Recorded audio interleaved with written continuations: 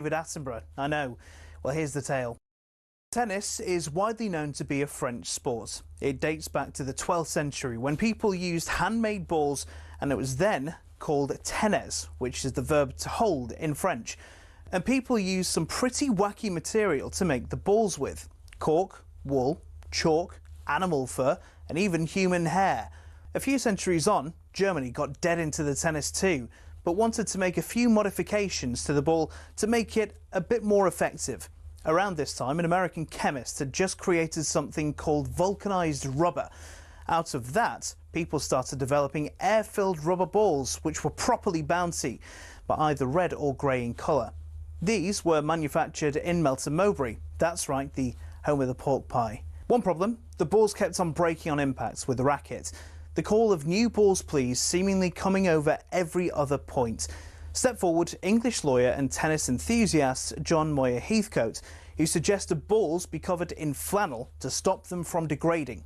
And thus the modern-day tennis ball was born. But these were white or black, so how did they become yellow?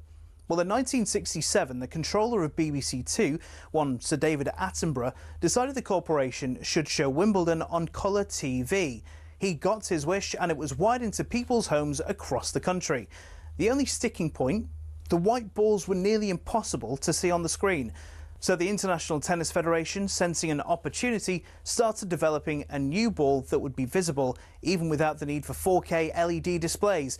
Not that anyone had that in the late 60s. After rigorous testing, they came up with the colour optic yellow and decided every ball be coated in that colour from there on in. And there you have it. Tennis balls are yellow, all because Sir David Attenborough wanted to watch Wimbledon from the comfort of his own front room. You could say the ITF aced it.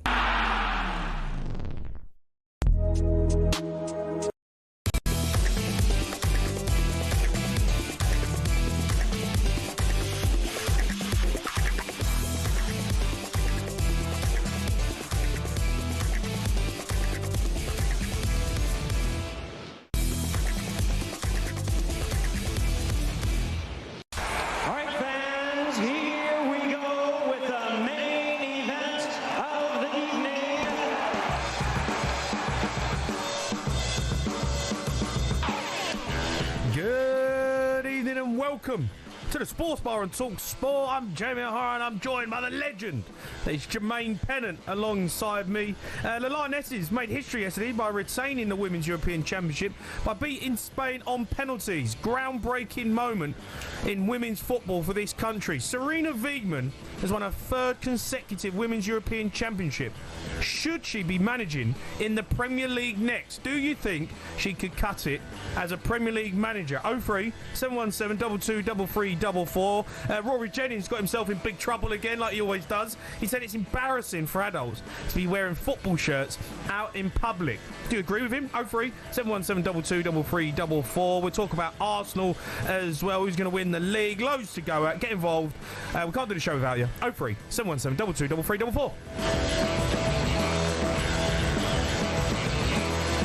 All right, Gemma. Hello, matey. How are you? I'm great, pal. You good? Living a dream? Trying to, mate. Yeah. Trying to. What have you been up to? Weekend? Bit of golf? No, weekend I was travelling back from Cyprus. You went travelling? No, I was travelling back. So right, you went on holiday? Yeah, Saturday I was on the How plane. was Cyprus? Nice? It was baking. Hot. Yeah, that's why I've got about 4 shades darker. I love Cyprus, mate. It's great. It's good, mate. It's good. It's Paphos. That's 30 to 40 minutes from Limassol.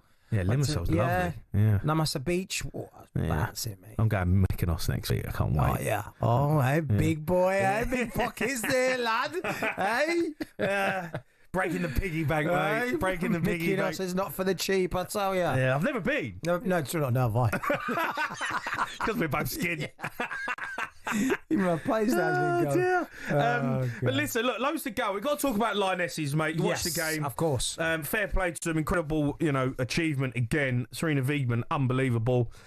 Chloe Kelly, the hero. She had a difficult season, actually, but then signed for Arsenal and then she's got herself back in the England squad and done the business. But, I mean, absolutely amazing. Anyone says, it wasn't brilliant watch, they're an idiot, right? It's been incredible. And to do it twice, is outrageous. It was a great achievement and a fantastic tournament. But what I will agree on is that I don't think England were at the best, probably the whole tournament. No.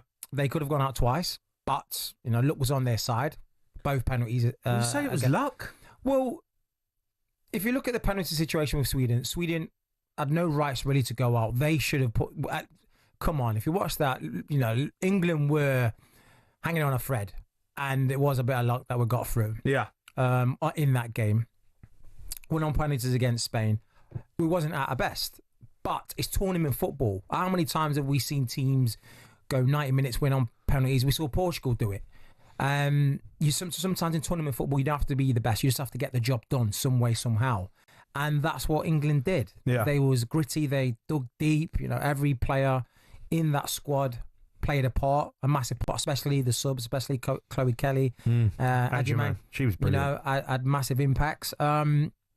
So, yeah, they end of the day, it's about 90 minutes, extra time, wherever you go, just try and get over that line. And that's what England did. And that's all that matters. Yeah, look, the Lionesses defeated Spain on penalties yesterday. They retained the European Championship. Here is how it sounded on talkSPORT. And the Euro 2025 final, and England's destiny at this tournament will be decided by penalty kicks. They just don't do things easy, these Lionesses. To be able to help the team in any way possible, I've been there for them and running around for 120 minutes, so the least I can do is save a few shots here and there. And Caldente, saved by Hudson! She's read it well, and it's a great save. Well done. Von Matti right-footed. Hudson saves again! Hannah Hudson, you are one of the greats. Here comes Chloe Kelly. She's going to do it. Against Katakoi, off skip jump. Oh my goodness, what a penalty kick! You better believe it. These legendary Lionesses are the winners. Leah Williamson has the trophy in her hand. Big smile on her face. She's going to lift it high with Walsh into the sky. These are the Lionesses. This is England, champions of Europe again. Yeah, unbelievable from the Lionesses. They made it happen.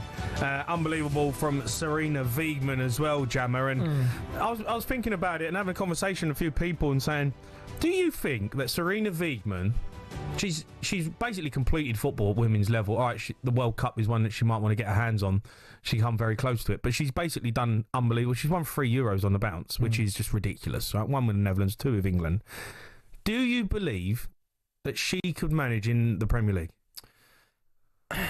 It's a good question. The thing is, Premier League or the WSL is totally different from tournament football. Like I said, you can play not at your best and manage to scrape through. Over a 38 games of the Premier League, you can't do that. You'll get found. There'll come a point where you'll get found out, and you'll end up in a dogfight in the relegation. So it's a different test. If you gave her the right infrastructure, you gave her the right football club, with the players that who would respect what she's about and respect what she's done, and I think you get that from Premier League footballers. I genuinely believe that she could handle it tactically. She's amazing in the press. Everyone loves her, what she's about as a manager. She knows what she's doing. She's got a really good team around her. If you put that infrastructure that she's got with England and you went and said, right, I'm going to go and put this in at a Premier League football club, I think she'd do well. I think she could handle it. The modern day footballer, I think, doesn't want a Mick McCarthy anymore. They don't need someone to come in and give them a drilling or and get on their case. She plays great football, style of football. We want to play out from the back, want to move the ball quickly. She's very calm. She's collected. She's done the business at the highest level. Tactically, she gets things right. She knows when to make subs. All right, in tournament football, it's different. I understand. I get that. I think that she could handle it. I think it's different pressure. If you're going into that Premier League, we've seen managers come with successful CVs and some... It's only pressure because she'd be the first. Well, not only that, it's the biggest league in the world. It's the best league in the world. So that in itself comes with massive pressure. And it depends on what kind of team you're at. That's added pressure. We've seen many managers, like I said, go to Man U, go to Spurs and Chelsea, and Potter not and get the sack because it's just a different step up. It's a big step up. You come from making a successful Brighton, you go to a massive team like Chelsea, and it's just, I know they was going through a little transition period, but that step up just massive. The pressure's totally different. Hence why Man United haven't got the right manager yet. Maybe Amram could be the guy. You see the turnover in managers 24/7. Why couldn't Serena do it? No, but I'm saying she probably could. But I'm saying it's going to be a different pressure. You're saying Ken Chandler. I think, well, we'll never know because I don't think she's ever had that pressure yet. She's the England manager. Yeah. I know, but would you not say that the Premier League is still more of a higher... What, managing a World Cup final with England, managing 2 Euros, 3 Euros she's won on the bounce. Would you say managing the WSL is a lot less pressure than is managing... Well, no, managing Chelsea in WSL, managing Chelsea in the Premier League. Which one would give you more pressure? I'm not saying that managing WSL Chelsea because she's managing England. And I understand your argument. I get it. Yeah. Of course there's more pressure in the Premier League. Of course there is. But she's shown that she can handle pressure because... she's at the top of what she can. She's at the top of where she is in terms of women's football. Of course, she has completed it. She's done it. She's done a lot. If there was a new challenge for her, this would be the test. Could that be the test? Managing the men's Premier League, and I think I genuinely believe that she could do it. I'm not saying she couldn't, but I'm just saying it would be a different, a different kind of pressure that she's probably used to, and we've seen how ruthless Premier League is. Soon as things don't go well, you'd have to be at the right club. Oh yeah, you'd have to. Yeah. You couldn't go to a basket case or a football club. No. And she's not going to go and work for Marinakis this year. Not Forest. Do you know what I mean? Go for a Wolves who's turning over managers like left, right, and centre. But I think if you put the right infrastructure in place, she'll give it a good go. I think. Do you believe she'll be successful? Well, yeah. I don't. I wouldn't say she could go and do it and then get sacked. I mean, but every manager gets sacked eventually, right? I've got a question. If she joins Spurs. You was looking for a new manager before Brentford, before you got Frank. Thomas Frank. Yeah, if you're right, we're going to get Serena Wiegman. I wouldn't be against it. Yeah. Like, I genuinely wouldn't be against it. Like, I'm genuinely... I'm not saying you are. No, you look at me like as if to say you're not convinced. I'm being serious. Okay. Because respect is earned, and she's earned that. And I know it's women's football, and I know it's completely different, right? I get that. It's a different game, right? I get it. But tactically, the team she's got round her, I think she can handle the pressure. I wouldn't be against Serena Wiegman managing Tottenham. I genuinely wouldn't. No? Okay. You can have your say on this. Give us a call, 03717 22 3344. Let's go to Michael. He's a Man United fan. Right, mate? I'm all right. How are you? I'm right, Mike. You good? After yesterday, yeah. They do put us through the winger, don't they, the girls? Well, they have done this tournament, that's for sure.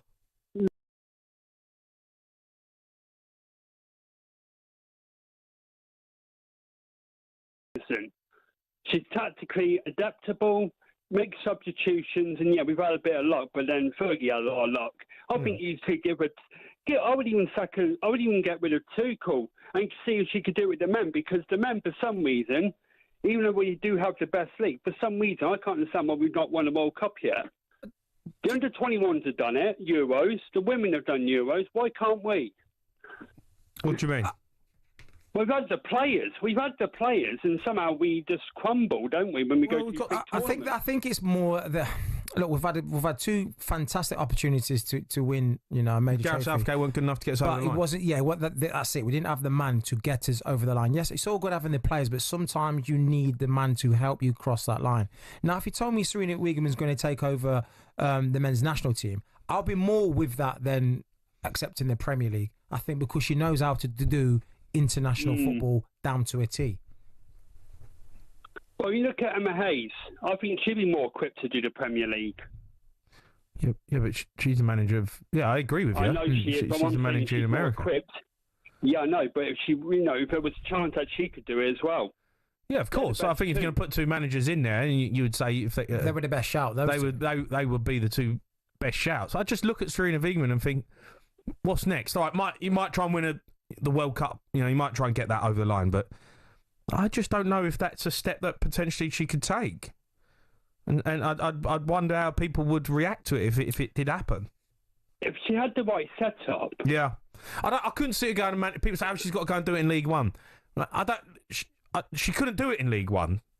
That would because it's a completely different game. She's got to be at the highest level. She's international manager, so she's got to be at the highest level. You know, she's got to be at the right infrastructure, with the right setup, with the right people, with the right training, with the right team. I wouldn't put her into United. If she went to the Premier League, I would certainly wouldn't want her at United. Not because she couldn't do it, it's because the mess of that club, it would just mess around. Mm-hmm. It has to be a good structured club. Yeah. Doesn't that go for any manager? Sorry? That goes for any manager. They have to be able to be successful. Yeah, but certain managers can go in like, Sam Allardyce, right? You say you can put him in chaos, right? And he will work it out and he'll manage. Neil Warnock's another one of them. There's certain managers you can put in certain places, right? Yeah. But I think Serena Wiegmann, a modern day manager with modern day players, young players, would give her the respect, go in and do a job. I don't know. I think I'd like to know what people would think. Would you have Serena at your club? You can have your say. 03717 223344. We're going to be joined by talkSPORT reporter Angelina Kelly, who was at the Euros final in Basel yesterday as well. You're listening to the Sports Bar on talkSPORT with talkSPORT Bet. Download the new talkSPORT Bet app today. 18 plus, began with dog.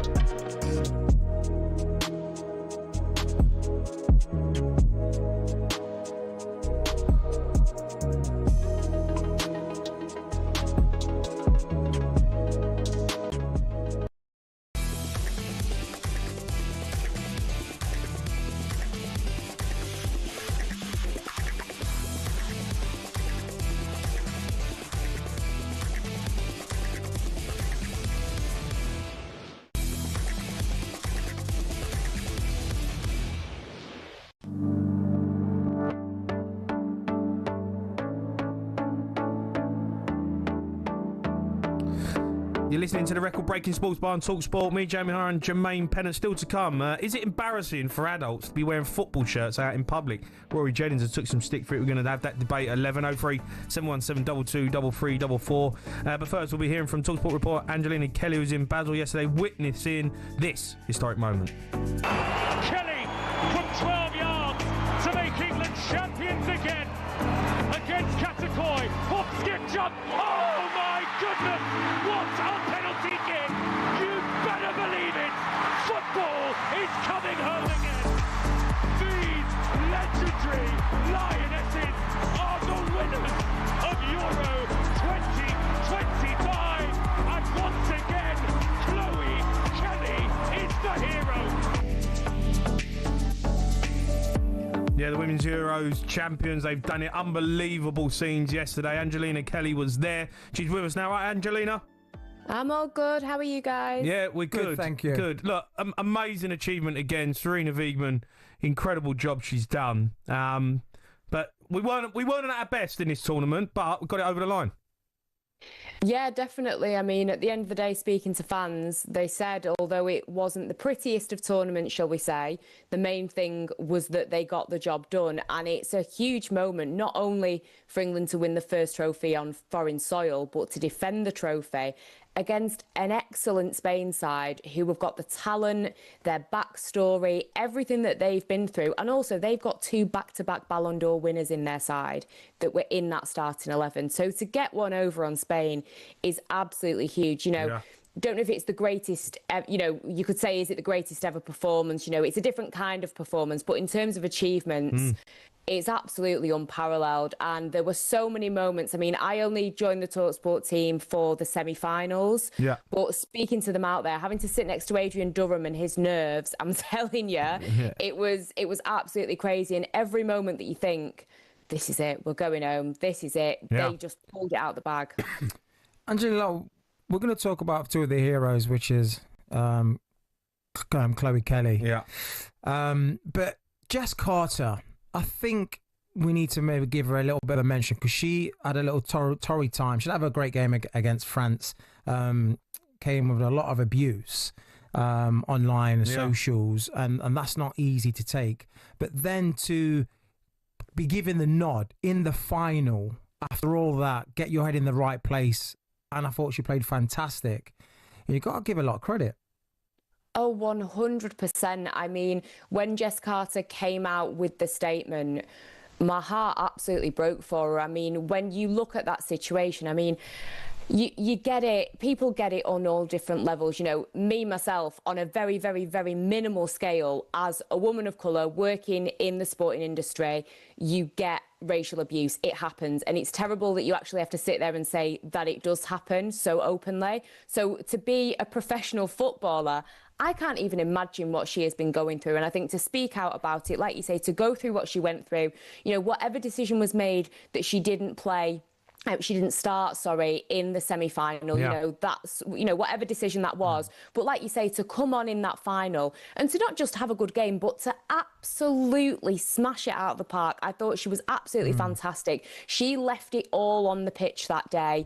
And I just think overall it was just a really sad state of affairs because, her partner is Anna-Katrin Berger, who's the Germany goalkeeper, who I don't know if you saw the save that she made in the quarterfinals. It was arguably one of the greatest saves I've ever seen. She was in the semi-finals, obviously went out to Spain. That should be a moment that Jess Carter's enjoying the whole tournament for herself and for a partner, and to have to go through that must have been horrific. So yeah, I agree. Massive, massive props to her to get through that and then to play the way she did in the final. Amazing. Look, Angelina, got to ask you about Chloe Kelly. She's took all the plaudits, and really she's just come off the bench in most of the games and had a huge impact. Fair play to her. She had a difficult season, actually. She got dropped. She was struggling for minutes, went to Arsenal and then got it all back on track. But she's the national hero. Oh God, I was talking to fans that said, can we make a Queen of England? It was honestly, the fans were going crazy. And like you say, to make that move to Arsenal and to win the Champions League with Arsenal and then to do what she's done for England. I'll be honest, there's a lot of conversation about if she should be in the running for the Ballon d'Or. I mean, you look at, Aitana Bonmati for Spain. Everyone is expecting her to win her 3rd consecutive Ballon d'Or, but I think after this Euros, you look at somebody like Alessia Russo, you look at Mariona Caldente, who was playing for Spain but won the Champions League with Arsenal, they could be in the mix. But Chloe Kelly now, I mean, you look at the Ballon d'Or, it's about the year of 2025. So forget what happened with City. She joined Arsenal in the January and has been unstoppable. And obviously a shout out to Hannah Hampton as well, the goalkeeper. Yeah. Can't be easy, when Mary Earps decides that she's not going to go to the tournament. The other 2 goalkeepers didn't have a single cap between them. I can't imagine how she felt, thinking, if I get injured, if I get sent off, the tournament could be over. So massive pressure on her shoulders as well. She was fantastic. Yeah. Look, we've been talking about Serena Wiegmann. Obviously, the job that she's done, incredible. Two European championships with England, one with Netherlands. I obviously asked the question, could she manage in the Premier League? I genuinely believe that she could, and people could argue and say, oh, it's a completely different game and blah, blah, blah, women's football. But you're not taking players and asking them to play in the men's football. You're taking the manager. Tactically, what she's about, the team around her, the way she handles pressure, the way she deals with the press. I genuinely believe that she could do a job. Yeah, I mean, I think you're right. When you look at what she has achieved, she has won 3 back-to-back Euros. You know, she's won 3 Euro tournaments in a row, and she's done it her way in her style. You know, I do think maybe managing in the men's game is a little bit different for her in that there is a lot less stability. I think you've got to think about the scrutiny. But, you know, it depends what she's driven by. I mean, looking at whether it's a Premier League job, whether it was the England job, you know, she's driven by finances. I mean, she makes about 400k a year less than a tenth of what Thomas Tuchel makes. So, you know, if she's driven by that, maybe being that person to make that jump, then maybe. I think my only concern would be, if you're looking at the women's game, realistically, would we want her to make that step to the men's league? You know, how would that work? Would that end up with male coaches maybe coming over to the women's game? Because if we're being completely honest, you look at somebody like Phil Neville, who got the opportunity. Was he really on paper the right person to be, you know, leading the Lionesses? In my opinion, I don't think he had the right credentials, but, you know, it would be better for the women's game, maybe for the top coaches to stay within the game, to grow it, to develop it, rather than to go and take the money. And PR-wise, I guess you have to question what it would do for her. But I do understand what you're saying in that when you look at her achievements alone and you look at what she's achieved and the way that she has those players respecting her. I mean, Leah Williamson said, you know, she says jump, I say how high. Yeah. And I'd imagine, you know, you guys being, you know, ex-pros, to have a manager that you trust must be very, very important. You might not always agree, but I think to have a manager that you trust implicitly must be really important. So I think the fact that they do trust her that way, it says a lot about her character. So I'm sure that she would be able to do something in any, you know, any capacity, whether it was men's, another part of the women's game, whatever it would be. I think it just depends if she would want to be the person to take that jump. And you, like I say, you've got to think of the scrutiny as well that would come. Yeah. Angelina, obviously now we've completed the Euros. I think it's fair to say she's done the treble on that. What's next now? Is it now she's got to now try and focus on being a lot more competitive in the World Cup? Yeah, I mean, it's got to be the World Cup. I mean, you know, I'm sure England fans will remember the heartbreak of that Spain game. And I guess when you compare it to, you know, going out in the final, you know, losing the final to Spain in 2023 versus the game that we watched last night, there's definitely growth. I think for me personally, she's got to make a lot of decisions when it comes to some of the players. You look at somebody like Lucy Bronze, who, listen, she's a character. She's absolutely amazing. All the players that we spoke to said she's like the mum of the camp. But, you know, what's going to happen with her future? Will she realistically make the World Cup? I think the defensive line had a lot of changes and a lot of challenges. And I do think that she's going to have to look at how that will look, you know, going into the World Cup. Does she need to maybe bring through a little bit more of the younger talent and getting a few more minutes, a few more caps ahead of the World Cup? But I think 100% the World Cup, she will want the World Cup and the players will want the World Cup. So I think it's they've got to go into it as the favourites. So I would love to see that happen. And just lastly, the plans for the trophy parade. Where's it start? The trophy parade, I'll be honest, I have had so many different messages about where I'm going, what I'm doing. All I know is that I am heading there at about 8:30 in the morning into central London. I think we've got 3 talkSPORT teams out there. We've got Adrian Durham, we've got Uma Gurov, we've got myself, and Courtney Sweetman-Kirk, of course, will be there. So it'll be a great day, you know, just chatting to the fans, feeling the atmosphere. I remember the last one and the vibes that those players were bringing, some of the dance moves, some of the songs. So I'm really looking forward to it. I think it's going to be brilliant. Yeah, the ceremony is going to be in front of Buckingham Palace. Is it, yeah? There you go. That's where I'm going. That's where she's going. Lovely. Angelina, you're a star. Thanks for coming on. Thanks, guys. Cheers. All right, we're going to continue taking calls. 2 things I want to ask you. Serena Wiegman, could she manage in the Premier League? Would you have her as a manager? Would you give her the opportunity? And Rory Jennings got himself in big trouble, saying it was embarrassing for adults to wear a football shirt out in public or even to a game. What do you think? 03 717 22 3344.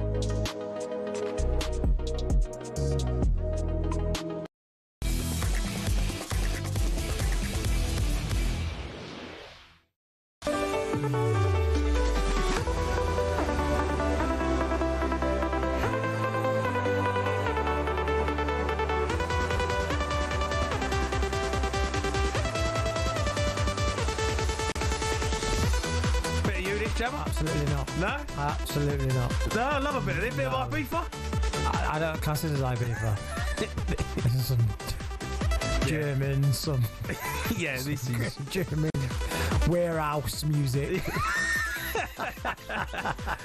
You are listening to the Sports Bar. Me, Jamie O'Hara and Jermaine Pennant. We're going to take calls on England's historic Euro 2025 win. Give us a call 0371 722 3344. Ask the question: could Sarina Wiegman, if she did want to have a new challenge and look at the men's game, would you have her at your football club in the Premier League? Do you think she could do the business? Let's go to Colin. He's a Man United fan. All right, Cole. Hi, mate. You all right? I'm all right, Cole. How are you? Good. Pretty good. Probably going to be doing a journalistic fracas at the moment. I'm in negotiations for British American football, but there you go. That's so look out. What are you doing? Commentating and interviewing probably on a British American football. Oh, nice. Okay. All right. But British American football, what's that? Is it? Yeah, well, American football, but British. But in Britain. I've been a coach for 40 years, so Right, okay.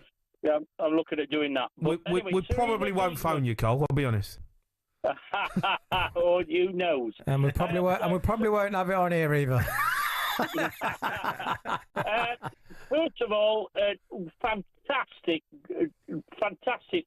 England win, and we did it the hard way, and we did it very ugly. But to say that Sarina Wiegman should go to the Premiership or give them a chance to the Premiership, I don't think she could do it. It's as you all both know that it's a lot more difficult to do an international one. You're only seeing the guys or the girls every 3 or 4 weeks and that sort of thing, and you have a small get together. But I don't. Yeah, think and she's won 3 Euros on the bounce. She has, and all credit to her. I think she's absolutely fantastic. It's annoying that she didn't make substitutions a little bit earlier and left it to the last 2 minutes. But there you go. We came. But they worked. Brilliant. But with 38 games and dealing with transfers and guys who are on 100. Managers don't deal with transfers anymore, Cole. Do you know what I mean? No, but they do put what they need or what area they need to strengthen and everything else, and the sporting director does all the bits and pieces. So it's different with international. You know that, Jamie. It's different with internationals. Internationals, you pick the best players, you let the clubs know that you want to have them there, and she's done a fantastic job. If Tuchel doesn't win the World Cup, which we don't think he will, obviously. We think he might come up short, and he's a great manager. I would have no problem whatsoever with having Sarina Wiegman take over the England men's national team. No problem whatsoever. I think she could do a great job, and it's totally different to doing something in the Premier League or division. Okay, here's a question for you, Cole. Keith Andrews has just gone in at Brentford. He's never managed in the Premier League. Do you think he's got better credentials than Sarina Wiegman? No, he hasn't. Without any doubt at all, he hasn't. But Brentford, But he's got a Premier League job. Yeah, pretty canny team, Brentford. But I think that there may be 3 teams in red stripes go down this year. I think with Keith is because he's been in there and around it for, he's been a part of the system. He sees how it's run. He knows the players. He knows the league. He's been the coach there, so he's seen it, and hence why they put him in charge, because he's been in and around, France. No, but we talk about managers going in at the highest level, right? The Premier League is the be-all and end-all of, being a manager. He's got the job based on the fact that he's been there. He's got some sort of experience, though. When you're talking about Sarina Wiegman, who's been a manager at the highest level in the women's game and has basically won it all. But only in tournaments. But only in tournaments, Jamie. Not in the league situation. The league situation is totally different. As you know, it's 38 tough games, plus cup games. Yeah, they may do well in the cups, but she's done it in tournament football, which is fantastic. And I have I've watched every minute of the England Women's Championship, and which is brilliant. But to do 38 Premier League games, and if you were Championship 40-odd games, 42 games, it's a totally different beast, and you know that. Well, yeah, what are you trying to say here? I kind of understand what you're trying to say. If you look at the 38 teams in the Premier League... she's only good at doing part-time, basically. No. If you see there's 38 teams in the Premier League, and then you would say 34 of them, 33 of them are probably very competitive. Very competitive. And if you look in the international stage, there's not 30 competitive teams. If you look at the groups and the, you know, England kind of cruise past, you've probably got your France, your Germany, Spain's, Netherlands, Italy, probably Sweden. Everyone else really don't really have a chance in it. That's 12 games. So you've got 5 teams. Yeah. 5. So now you're telling me beat all of them. Not really. So you're throwing in 34 teams now. Football and international is a different. Oh no, it's different. I get that. Setup. I understand it's different, but so saying someone's successful in, it's like saying someone's successful in Taekwondo, they're going to be great in MMA. Someone's a great boxer, they're going to be good at UFC. It's a different game. But you know, like I said, if she's taking over the men's English, the senior team, that will be something more because she's been in it, around it. She understands it. International football. All right, let's go to Kev, who's a West Ham fan. All right, Kev? Hello, mate. How you doing, pals? You all right? I'm all right, Kev. You? Yeah, not bad, pal. Yeah, do you know what? I've been sitting at that, do you know what, as a West Ham fan, but do you know what? If you track back, what do we do as men? We have to wait to listen to the women to tell us what to do. You go down the pub, a couple of hours, I'm going to tell you what, and you're petrified. Imagine come off the pitch about half an hour of 45 minutes and going, she's going to just give us a right grilling. And we actually respect women, man, way more than we ever did, sort of in the past. And why can't she do it? She's proved it, and why not? Trust me, mate. No one does it ever. The whole world just goes, oh, do you know what? Why can't they do it? No, they can do it. They can. Well, I think you could, regardless of, you know, whether Serena Wiegmann's, you know, a woman or a man. I look at it and go, oh, who's the best candidate for the job? Serena Wiegmann, you would look at and go, she's won this, she's done that, she's got these players on board, everyone loves her, everyone respects her. Tactically, she's brilliant. She's got a good team of people around her. Why not give her the opportunity? I'm just asking the question. Yeah, I just think any international manager going into them, never managed before, going into league management, I just think that the step up or step away, step into, is totally different from international football. Like you said, man or woman, it's just a different beast. And same with, you know, a Premier League manager going into international football. It's a totally kind of setup. So yeah, I understand international stuff is different. I understand that. We're going to see Thomas Tuchel, how he does, you know, when it comes to getting it done at the highest level for England. But we don't know. Look, we'll see. But I think genuinely there will be a point when you look at it and say, who's the best candidate for the job? And I guarantee you, Serena Wiegmann will be on some people's shortlists.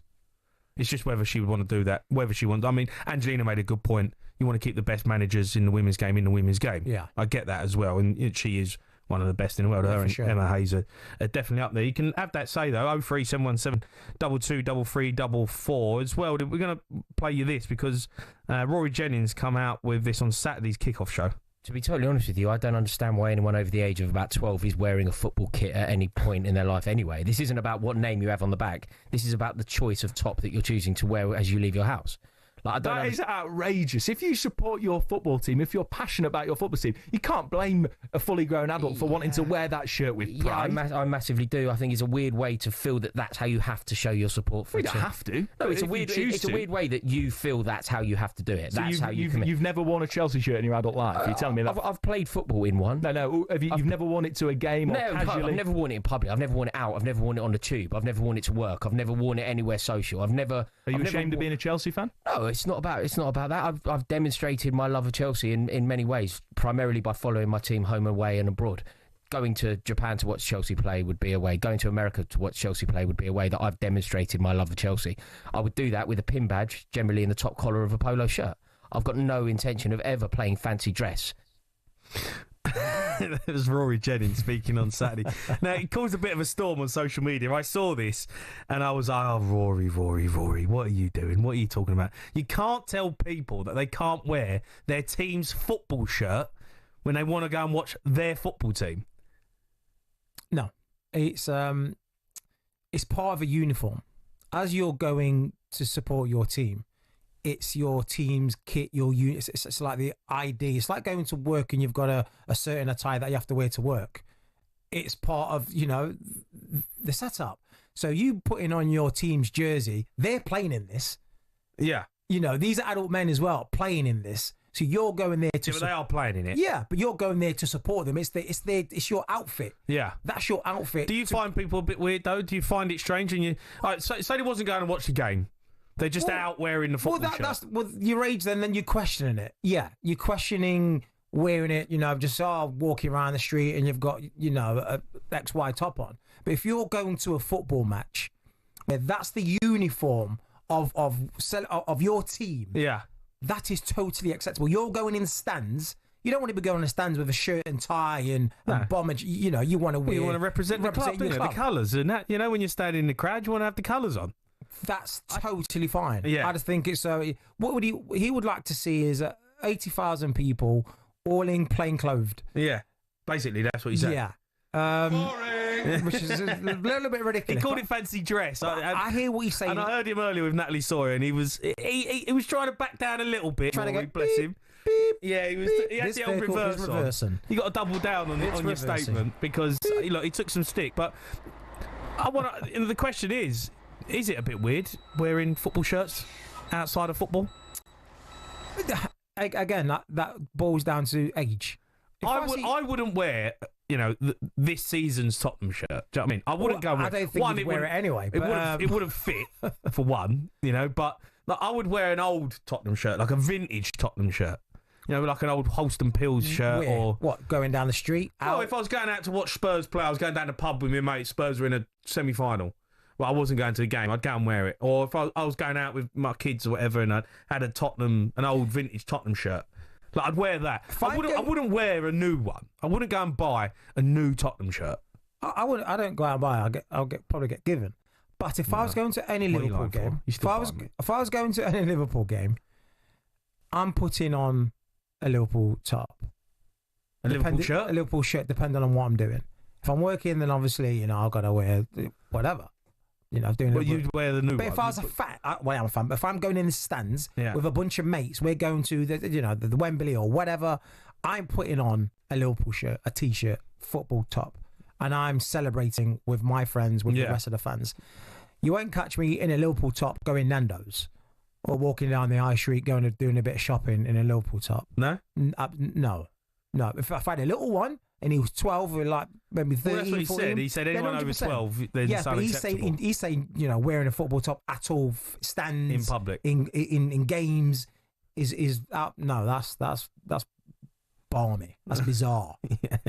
All right, you can have your sound it 03717 22 3344.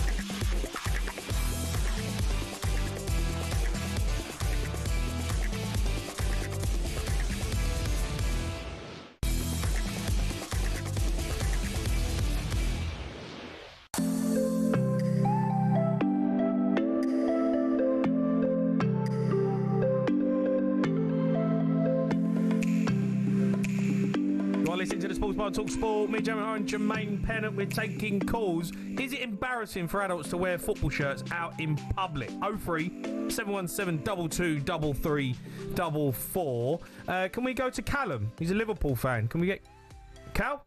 Is he there? Callum? Jamie? Hello, mate. How are you? Hi, Jamie and Jermaine, legend, Liverpool legend. Cheers, Cal. You know the score, buddy. Cal, what's your take on Rory Jennings basically saying that you shouldn't be wearing football shirts anymore if you're over 12? Rory. He's just sometimes just waffling around. But one thing, he has somewhat of a point because people who are like over 50s, isn't it? It's a bit cringe of them to wearing the football shirts, don't you think? What do you mean? And why over 50? It's a bit cringe, isn't it? Over 50, there should be an age limit. Like, you're over 50, come on, get a life. What do you mean? Get a life, man. Come on, sort your life out. Over 50s wearing football shirts. Come on, outside the work. You want to support the team? What about wearing your team's colours to the stadium, inside the stadium? Stadium is all right. It's very important. It's important to show your colours, show your, your team and your, loyalty to the team. But another thing is that, football clubs, they have revenue for the football shirts. Liverpool, Manchester United got about 130 million 2022-2023 by selling football shirts. So it's part of the revenue, part of the investment of the clubs as well. Yeah, so okay. There has to, you have to look at that point. Another cringe. Talking of cringe, Jamie, did you see the Arsenal AFTV coverage of the Haaaaas, how they celebrate Haaaaas? No, I've not seen it, mate. Oh my God, you should watch that, mate. It's so cringe. No, I've not seen it. But Arsenal are cringe, aren't they? Let's be honest. You see, Bain, how Haaaaas celebrates his goals. You see all of the team members, of AFTV, running towards the camera with their mouths covered by their hands, like Bain.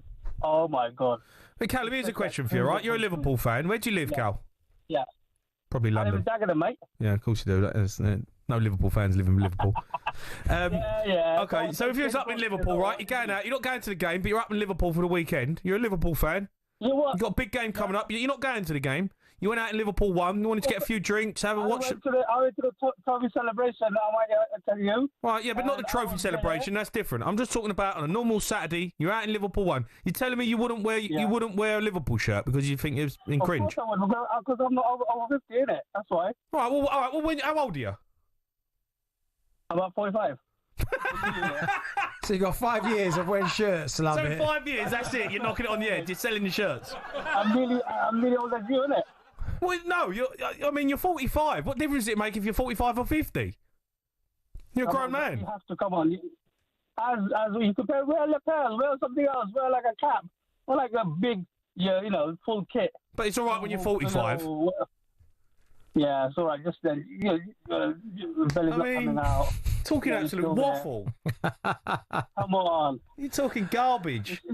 Listen, I don't think there's any limit wearing a shirt. There's no, if you go to a game and you're wearing a shirt to a game, it doesn't matter how old you are. Would you wear it to the airport? No.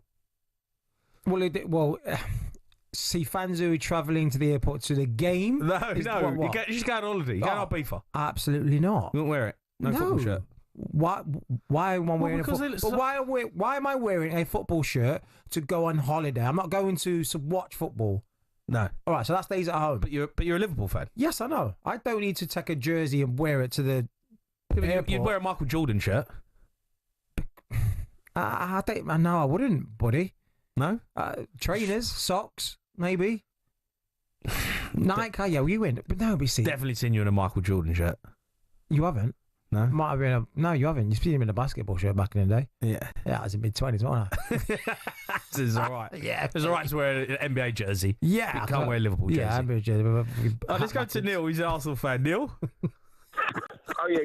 Good evening, guys. I just thought that Rory was completely off it. In the 80s, I worked for the Face magazine, and we did the crossover of the casuals coming into football, and the Liverpool were probably the leaders of that particular era with the casual side, because they were, without being wrong, they was from the Rob when they went away, and they brought back and did that type of image.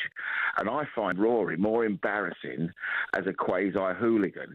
What he was saying that he wears to football, to to try it, and he's bracketed in that type of element, and he obviously isn't one. So I find him totally more embarrassing than the actual guys who do come and wear their shirts. Well, listen, everyone's entitled to wear what they want, right? I get that. Yeah. But, to come out, to say, to come out and say that, it's embarrassing for an adult to wear it.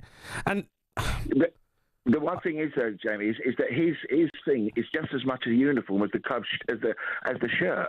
The Stone Island, the Helly Hansen, what he's going to wear, the lapel with a little Chelsea badge, and that's even more. No, I get it. It's certain things. It's like a uniform. Jermaine said it. Yeah, right.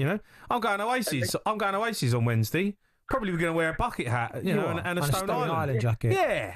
Get into the mix. I think the football connotations are even more embarrassing because unless you are part of that firm and like that elegant, you actually are posing and you're dressing as a clown, as a football clown. Well, no, I think you're just trying to get involved in the community. You're not dressing as a clown. You're embracing the community that you're in. Well, no, but if you're not involved in that, but you're dressing that way, I'm not talking about the guys wearing the football shirts. It's the guys wearing the Stone Island that are not really going to be doing that. They're followers of this quasi-hooligan like he is, and that's more embarrassing.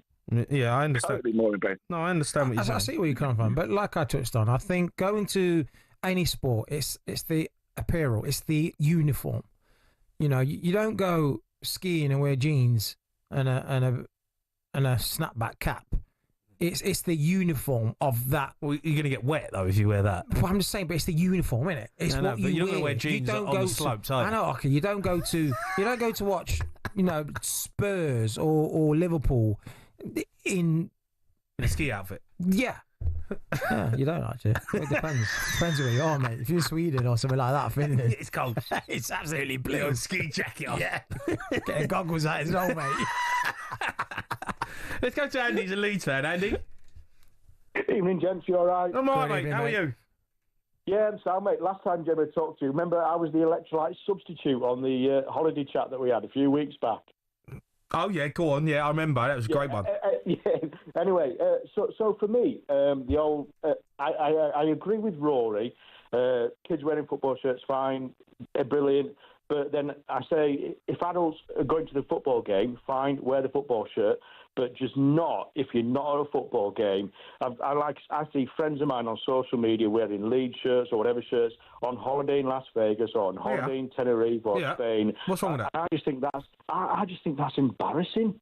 Why though? The grown adult, you're wearing a football shirt on holiday in Las Vegas. You don't see Italians or Spanish wearing Barcelona shirts. Oh, you do, mate. You do. Are you joking?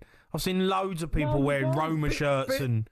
But do you know what it is now, though? I've never seen them. Do you know what it is now? It's not more of the wearing the team's jersey. It's more of some of the tops, like Nike. People are wearing it because it's Nike. People are wearing like PSG.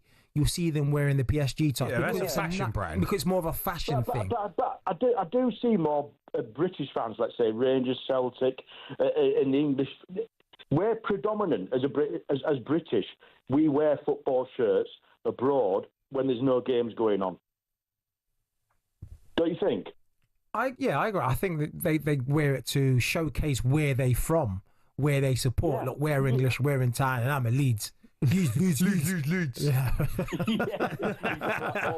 Walking down Benidorm High Street. Yeah, walking down the strip, the Leeds top on. Exactly. What are you talking about? Exactly. Yeah, with a WKD in hand. But I do have to say, though, on a different sport, I've just come back from Belgium, from the Belgian Grand Prix. Yeah. And everybody's absolutely that. Yeah. There's basically everybody's wearing the Red Bull shirts, the McLaren shirts, and all their favourite drivers and stuff like that. Is that any different? No. That's what I say. It's an apparel. It's part of the kind of the uniform. Like I've got a jacket, the Ferrari one, where it's got the Ferrari badge and all the logos on it. Have you got a Ferrari? No, but I'm a Hamilton fan. Right. And it's a stylish kind of right. So hold on a minute. So you'd wear that. You're massively right there. Hamilton has got millions of fans, and there were so many people wearing the Ferrari shirts and hats. And every time Hamilton drove round the corner of the track he was stood on, everybody clapped and cheered. But you wouldn't wear a Liverpool shirt out in public. But you wear a Lewis Hamilton shirt out in public. Well, it's not a shirt; it's a jacket. It's. But you ain't got a Ferrari. I know, but it's a different kind of style. You know, it's more fashion, like you said. But what my argument is that it's an apparel, so people will go to the racing and wear a proper full-on, you know, bright red, or I don't think you should. I don't think you should own a Ferrari jacket or coat if you ain't got a Ferrari. No, it's just got the Ferrari badge. It's got the Puma. It's more of a Puma logo. It's got some of the sponsors. I'm sponsored by them. Right. So you basically you're going out pretending that you're sponsored by Ferrari. Yeah, like That's Lewis's, embarrassing. Like I'm Lewis's, you know, next to king. It's a good jacket. Good jacket. No, mate. No, you can't wear a Ferrari jacket. It's not a Ferrari jacket. It is a Ferrari jacket. It's got a Ferrari logo on it, as well as all the other logos. Yeah, it's got the sponsors' logo. It's just like a hoodie. Yeah. Yeah. But sick. Mate, just put a Liverpool shirt on, mate. Just put a Liverpool shirt love on. it. You played for Liverpool.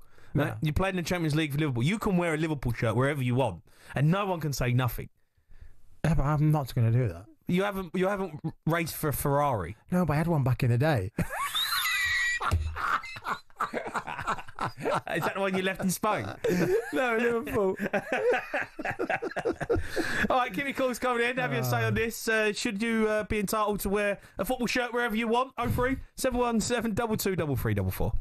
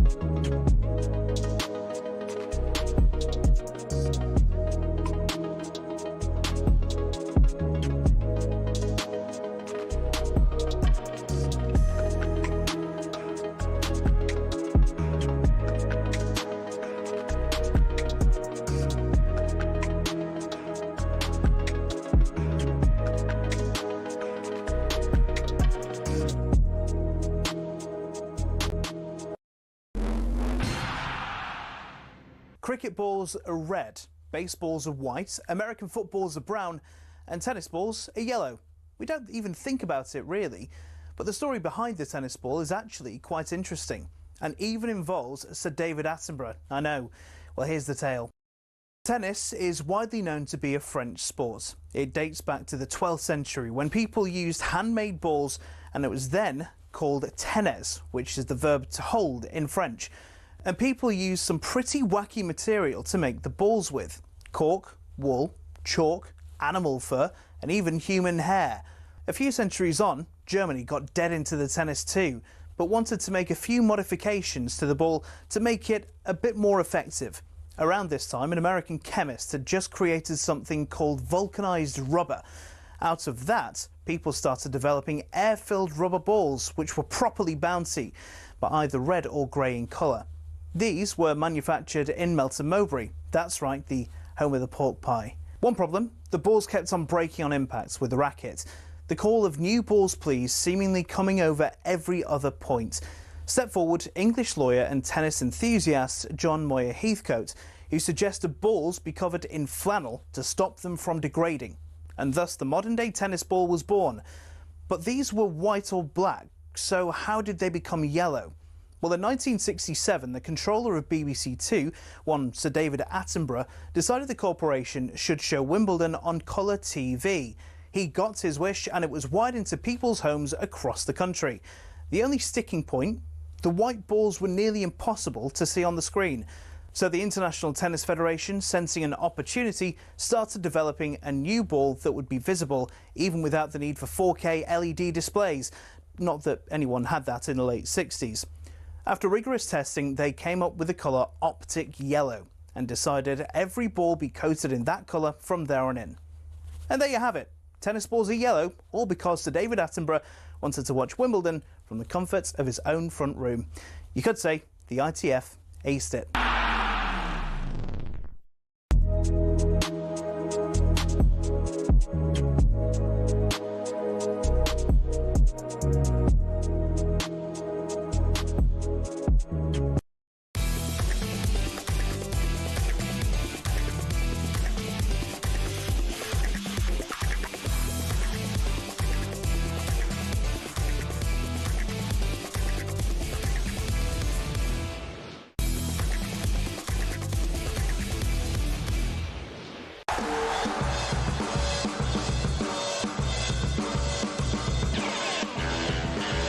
Yeah, good evening. You are listening to the record-breaking sports bar. Me, Jamie O'Hara, and Jermaine Pennant. We're going to be bringing you the back pages. We've got trivia a little bit later on in the show, but we're going to take calls on would you wear your shirt from any other sport out in public, whether it's a cricket top, a normal top, a football top. 03 717 22 3344 after Rory Jennings said that you should be embarrassed as an adult to wear a football shirt out in public. You can have your say on that. Let's go to Nathan. He's a Liverpool fan, right, Nath? Hi there, you alright, guys? How's it going? I'm alright, Nath. How are you? Good, Nath. Yeah, good, thanks, guys. Yeah, I heard the conversation on the radio, and I thought, you know what, I've got to get involved because, ever since I was a kid, I wore football shirts all the way through my life. I'm a Liverpool supporter. My dad used to buy them for me, and when you turn 11, 12, you start putting your own name on them, because you're hoping that you're going to get called up for the first team at some point. But even now, I still wear my Liverpool top, and I actually still put my own name on it as well. You never know when they're going to need the 12th man. I'm going to come off the bench and score that goal. You get your name printed on the back of it. I still get my name printed on the back of it, and I wear them in public. Well, you don't get one of the players' names printed on it? No, I actually put my own name on it, yeah. Why? Yeah. And often, people come to me and go, I don't recognise that player. And it's just one of those things. I consider myself... How old are you? Man. I am 32 years old, and I still put my name on the back of a football shirt. I don't know if that's acceptable, mate, Nath. I'm going to... All right, Nath. Come on, mate. There's boundaries, right? There's limits to this, right? Nath, you can't be getting your own name on the back of a shirt. You're not 12. Yeah, but what if I still get called up? Yeah, but you're not going to get called up. No one's calling you up, mate. Who are you getting called up by, Nath? That's... I get it. I get it if you're getting, Salah on the back or Van Dijk, whatever. Like I can. Even though I still think that's a bit weird, but if you're 32 years old and you're getting your own name on the back of the shirt, I don't know if that's acceptable, mate. Yeah, I mean, I think too often I wore them to school and they got nicked when I was younger, so I have to put my name on it just to make sure I know it's mine. No one's nicking. Do you know what? Do you know what, Nath? Listen. Does it bring you joy? Does it bring you happiness? It really does, yeah. Right, so listen. You go out there, put whatever name on any top you want. No, I get that. Right? Of course, he can do what he wants. There you go. But I don't think it's acceptable, pal. But no, you do what you want, mate.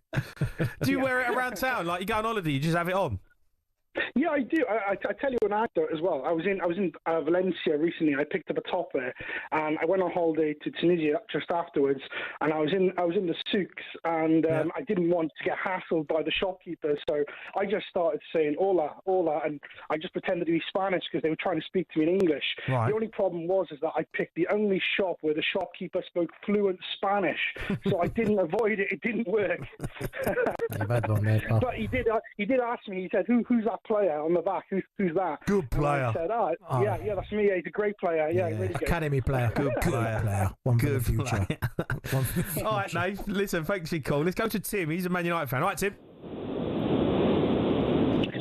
Morning, boys, from Morning. a cold and windy and wet Adelaide. How are you, boys? I'm good, mate. I'm good. Yeah, you're other side of the world. Do you wear your shirt with pride out there? Yeah. Absolutely, yeah. Well, we don't have the privilege of being able to sort of jump on the bus and go and watch the game. So, you know, most Friday nights and Saturdays we get together with the boys, and you know, most of the boys are EPL followers, and you know, I'm Man U. We've got a few Scousers on board, so it's good. You know, once a quarter, me and a bunch of old mates, and we're talking from the age of 45 to probably 65, maybe 70 now. We catch up at least once a quarter, and there's a whole range of different supporters, and most of them are expats. And there could be 5, 6, 7 different clubs, and we all get out on the turfs, and we all take the PI 55. It's great fun. I think that's acceptable. I think Rory needs to get out more often, to be honest. I think what you're doing, like I said, Australia, it's not like they can just jump on the old tube or train and go to a game. I think what they do, they're supporting their team and their colours on the other side of the world by wearing a shirt. I'm bringing that kind of atmosphere, bringing that togetherness like they're at a game. So I think that is totally acceptable. Yeah, I kind of do. I kind of feel like that's acceptable. Tim, would you wear a Ferrari? Would you wear a Ferrari shirt? Do you like F1 first, Tim? Yeah, I do, and I'm with you, Gemma. I will wear whatever sporting club or organisation that I follow that I enjoy, that I love. Tim, you're the guy, mate. Yeah, I'm going to wear that jacket. You're the guy, Tim. Even though you don't own a Ferrari? You don't need to own a Ferrari, mate. Oh, well, yeah, who cares? If that was the case, then there'd be no merch sold, mate, because most of the stuff that's on some of the, you know, most of the top-class sporting clubs and around the world are top-end, you know, designer cars or designer whatever. So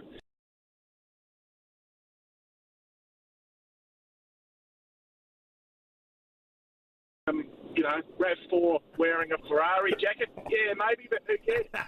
Getting out the RAV4. Getting out the old Toyota Good RAV4. car. With his Ferrari out on. Solid. Good car, the old RAV4. Good car, mate. Good car. Reliable, sturdy. You can't get out of the car though with a Ferrari out on. You can't. I'm sorry. It can't happen. Like, you know, you can't get out of a Toyota with a Ferrari out on. It's unacceptable. I don't care whether you're going to watch the F1 or not. That's just not allowed. It's not allowed. Tim, listen, Cheers, mate. Tim. Thanks for your call. Let's go to. Can we go Simon or? Let's go Simon. All right, Simon.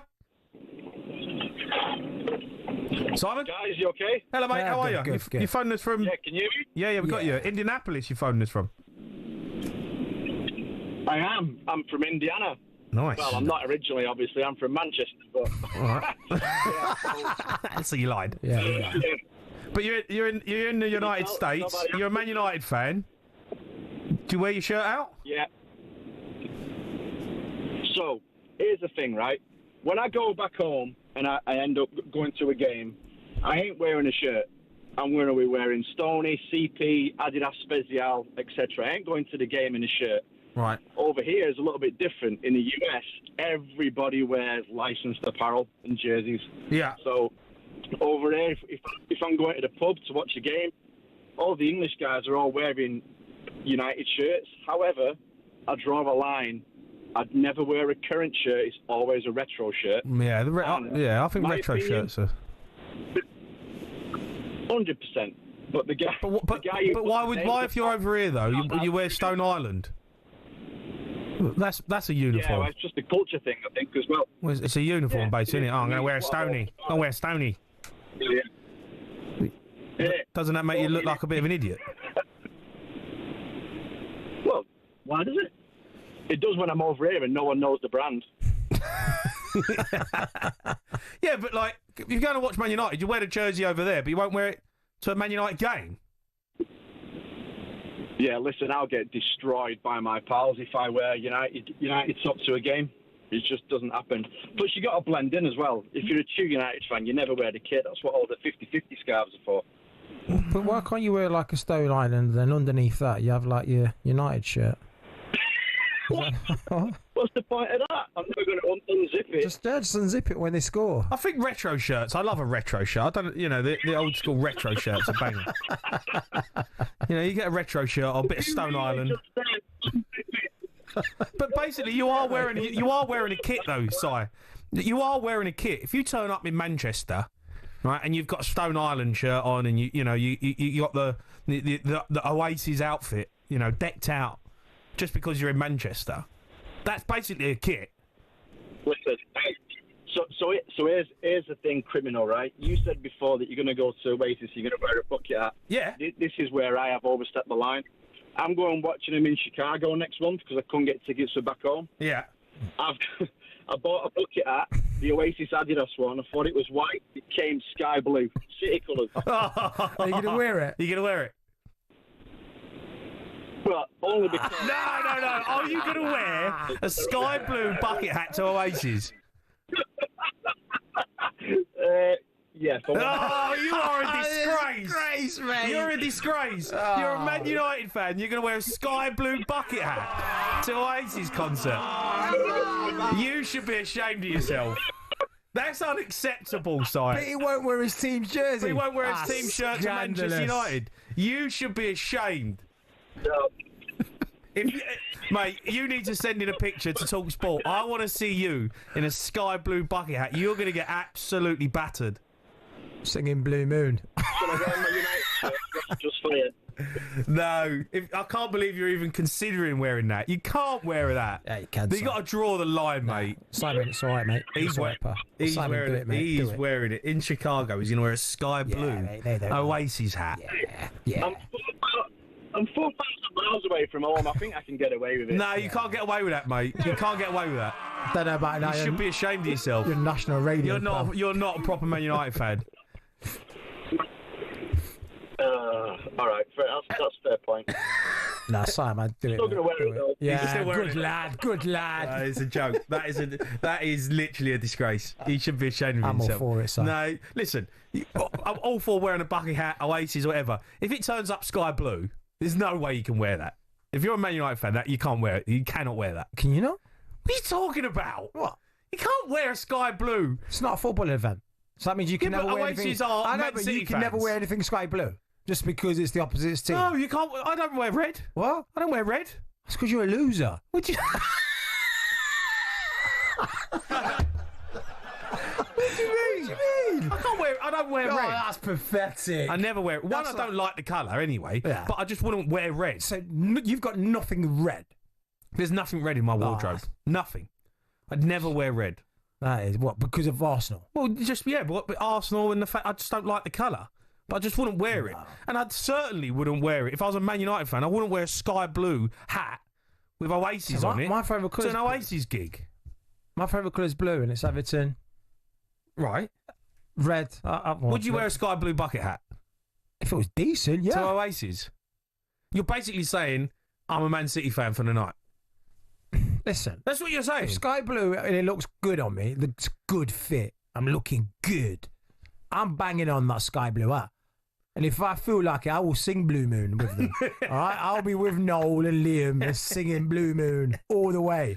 You're disgusting. You should be ashamed, mate. You should be ashamed of yourself. But I don't follow Oasis, I'm all right. Don't you follow Oasis? Not really, no. Mate, they're unbelievable. Yeah, I've heard. All right, so listen, mate. Thanks for your call. Keep them coming in. Would you wear a sky blue Oasis hat to an Oasis, even if you're not a Manchester City fan? 03717 22 3344.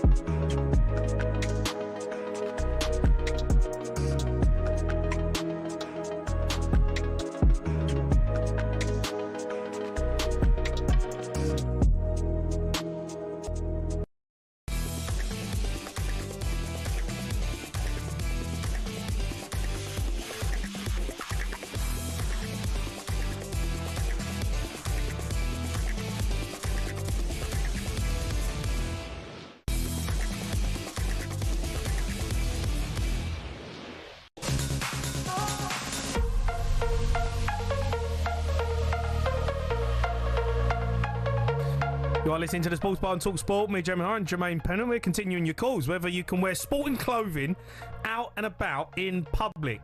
Simon, the Man United fan, disgraced. He's going to Chicago to watch Haaaaas, and next month I think they're going out there, and he's bought a sky blue bucket hat, and he thinks that's acceptable to wear. Unbelievable. 0371722 3344. Let's go to John. He's an Arsenal fan. Right, John? Yeah, first of all, I've got a cure for that. I'll give the hat to, I'll buy quadruple XL, give it to the missus to wash it and come out pinky, whitey, brownish colour. So that's that job done. I can wear it for the Haaaaas concert then. All right, John, quick question for you, mate, because I've asked Jamie this. Would you wear anything white? It's tough not to wear. Of course, I wear anything white. Okay, white is a neutral colour. I'm not worried about wearing white. All right. Let's just say Spurs played in blue. Would you wear anything blue? I like blue. So do I. I love blue. All right. Yeah, but red's quite niche. He won't wear anything. Jamie won't wear anything red. Don't worry about Jamie. But do you think that's silly? Look, he probably wears a kit for a game now and then, doesn't he? He's wore an Arsenal kit recently, hasn't he? Did you put an Arsenal kit on, Jamie? An Arsenal kit? Yeah, he lost a bet. Did you wear an Arsenal kit? No, I didn't put it on. Yeah, of course you did. No, I didn't put it on. I would listen. As for wearing shirts, I've worn a shirt once in my life for the Champions League final. I think I must have been about 35, 40 then. Yeah. I don't think grown men should be wearing shirts together. Only for finals. I think if you get to a cup final, it's a day out at neutral ground. I think you can wear a shirt. But as for wearing shirts, no. Why not? Why not? What's the problem with wearing a shirt? If you're a grown man, you don't need to wear a football team shirt.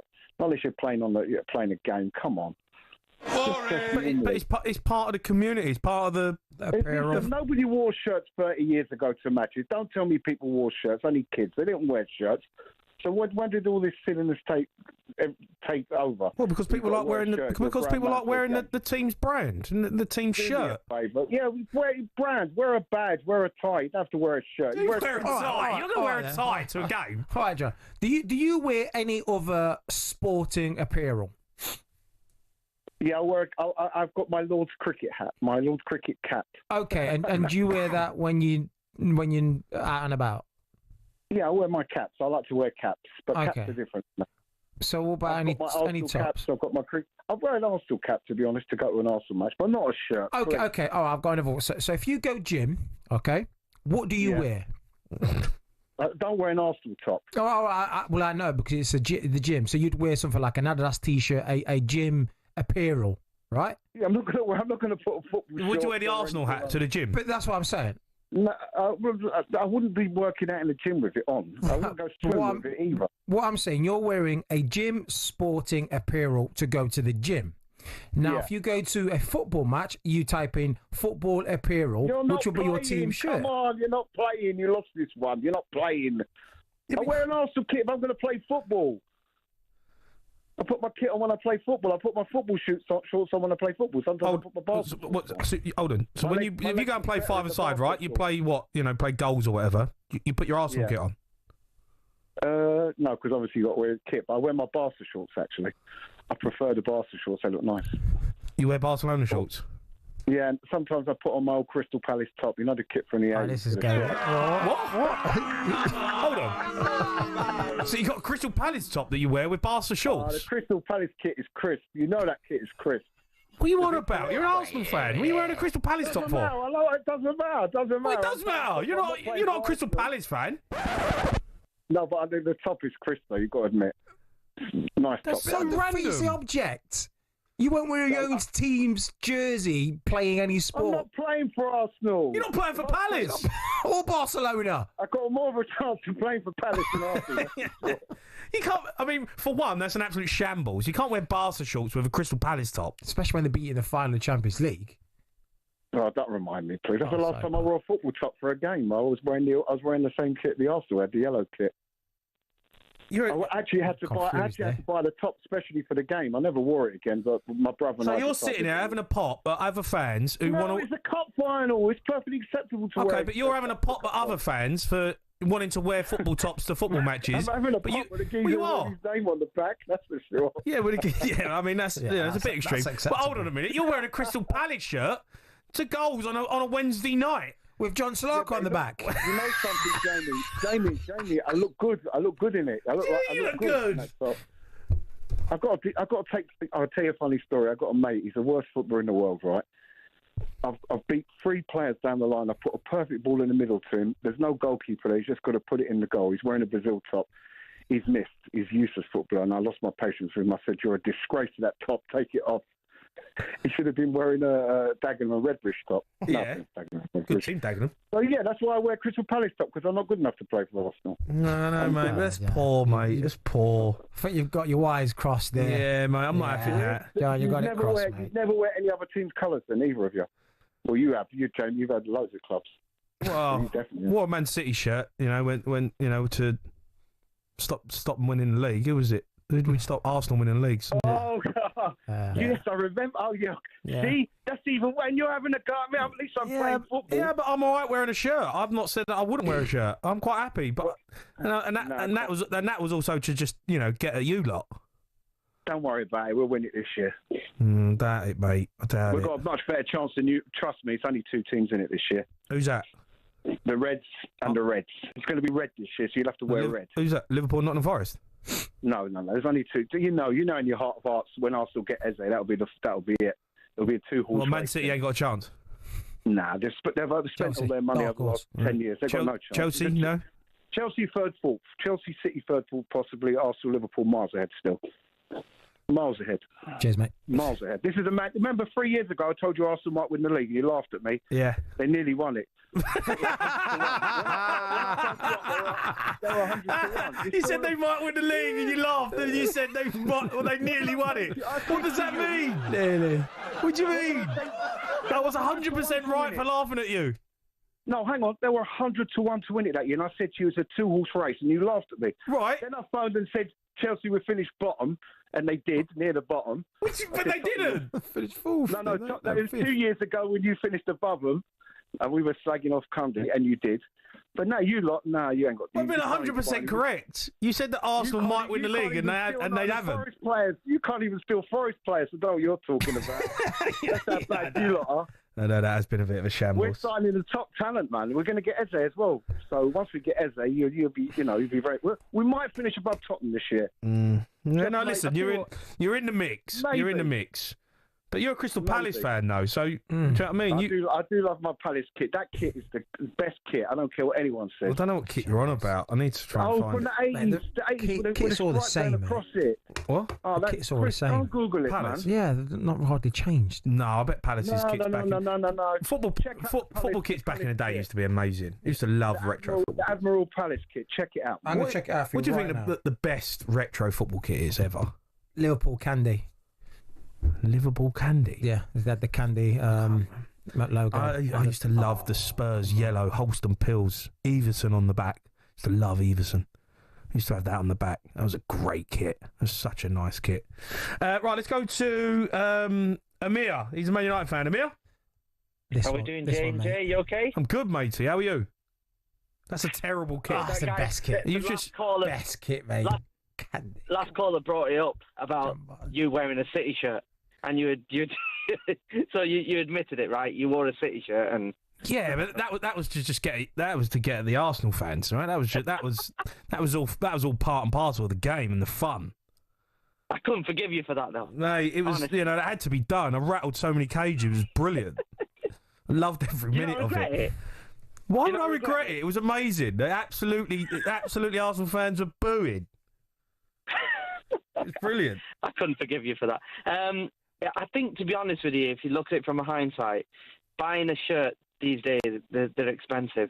But I kind of, it's 50-50. I agree with some people that you wouldn't be out and about in town and all that wearing it, but wearing it at a game. So whenever I do go to Old Trafford, I do wear, the Man United shirt. But I just think, it's kind of 50-50 about wearing it in public or something. And I'd probably do it at five-a-side. If I did play, I would wear my, United shirt, green or red, whichever it is. Not the full kit, though. Not the full kit, no. Just wear your normal black shorts or something like that, or just normal shorts, and make sure your shin pads are on, because you get a lot of players doing 50-50 tackles and trying to take it next level and think thinking then. I think they could do so on a Wednesday night at goals. That's it. So that's why I would probably wear it, but not on a day-to-day fashion time. No, nothing like that. You wouldn't wear a Man United shirt out in public, just normal. No, not really. I'll probably do it at a sporting event. Yeah. All right. Let's continue having this chat. We've got some more. Can we get Graham up quickly? Can we take Graham? He's a Fulham fan. All right, Graham. No, nothing like that. Graham. Hello, you too. All right, Graham. How are you? I'm fine, thank you. Spoken to you before. Yeah. Fantastic. I appreciate you coming on, Graham. You're a Fulham fan, right? I'm a Fulham fan. I'm 79 years old. Yeah. And I've supported Fulham for 65 years. I have many Fulham shirts. I live in a small village in Somerset called Willerton. I wear my shirts virtually every day, a different one every day. I go to Minehead, which is not far away. I go to Taunton. I get many shouts of, "Come on, Fulham. Yeah. Good old you." This and that.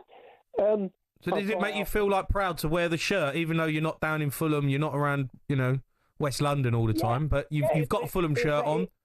You don't feel embarrassed to wear it out in public? No, not at all. I mean, as I say, I've been a Fulham fan for 60-odd years now. I was a season ticket holder for 30 years.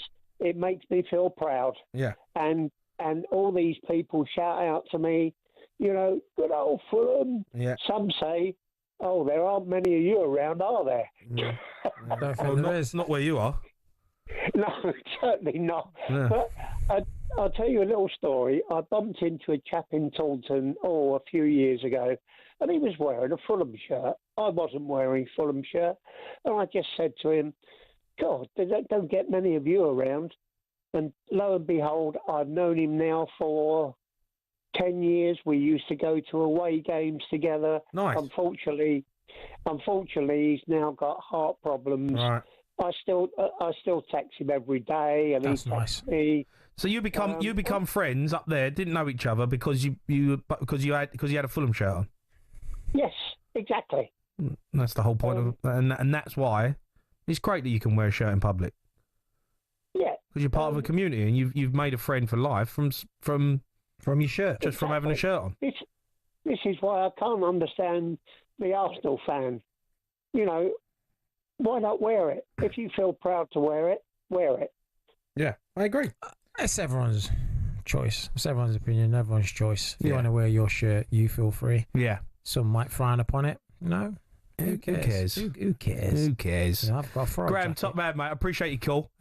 We'll try and squeeze a few more. We're joined by Wallabies all-time record try scorer David Campese to look back on the British and Irish Lions going 2-0 up in the series against Australia. He's coming on next. You're listening to the Sports Bar on talkSPORT with talkSPORT Bet. Download the new talkSPORT Bet app today. 18 plus. We download.org.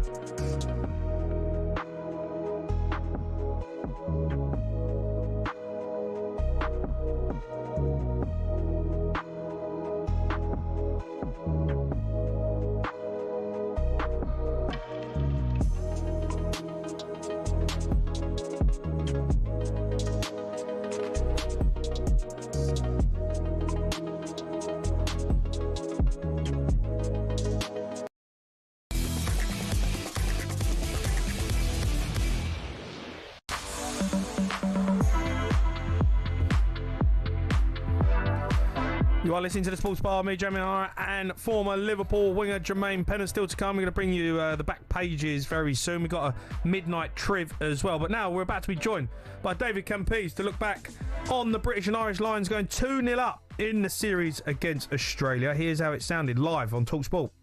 Hugo Keenan to the left hand side to win it! Hugo Keenan scores the try! Harry Wilson has just come racing up to Andrea Piani. He's screaming for something to be checked. It's the clear out. There's a clear out in there. They want the TMO to check it. They're desperate. We don't see any foreplay. Try stand. Try stands.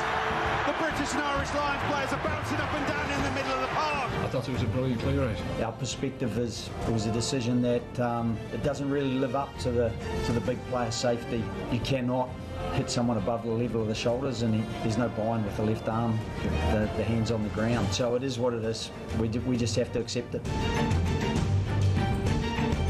Yeah, an unbelievable win for the British and Irish Lions in the second test to go 2-0 up. Joining us now is David Campese, former Australian Rugby Union player. Right, Dave?